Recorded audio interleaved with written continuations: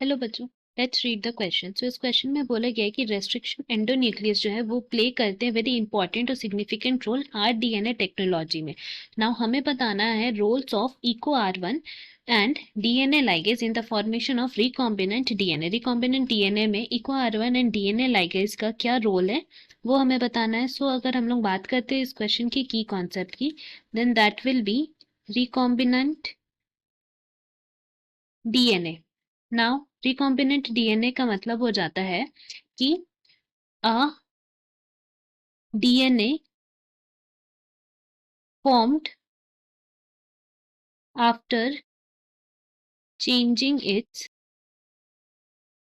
Genetic structure.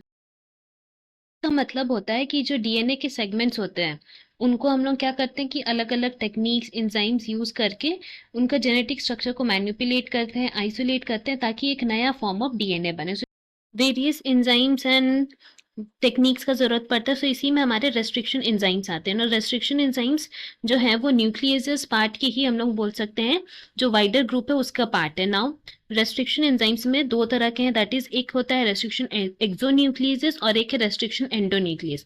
सो exonuclease में क्या होता है कि वो डीएनए के एंड्स को में कट करते हैं, वेर एज रेस्ट्रिक्शन एंडोन्यूक्लियस जो हमें यहाँ क्वेश्चन में दिए गए हैं वो क्या करते हैं, they find some specific sites and वो सी स्पेसिफिक साइट्स पे वो कट करते हैं। सो रेस्ट्रिक्शन एंडोन्यूक्लियस जो है उसका हम लोग लिख सकते हैं कि they cleave DNA at specific site. को एक स्पेसिफिक साइट होता है उसी पे ही वो कट करते हैं। उसके लिए क्या होता है कि there are various restriction endonucleases present जो कि अलग अलग साइट पे कट करते हैं। जैसे कि हम लोग यहाँ पे एग्जाम्पल ले सकते हैं किसका, इको आर1 जो हमें यहाँ पे क्वेश्चन में दिया गया ना। ये जो इको आर आई है ये एक तरह का रेस्ट्रिक्शन एंडोन्यूक्लियस है जो कि क्या प्रोड्यूस करता है, this produce sticky ends.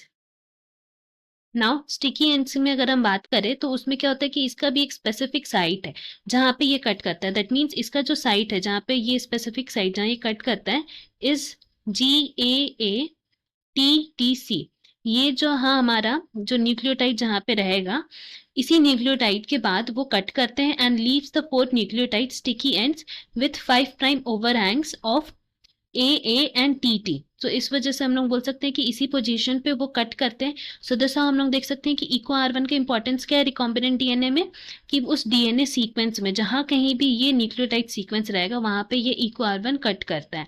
Similarly अगर हम लोग बात करते हैं डीएनए लाइगेज की जो यहाँ पे दिया हुआ है, सो डीएनए लाइगेज का क्या फंक्शन हम लोग बोल सकते हैं, देन इसका फंक्शन होता है इट इज अ एंजाइम जो कैटालाइजेस फॉर्मेशन ऑफ फॉस्फोडाइएस्टर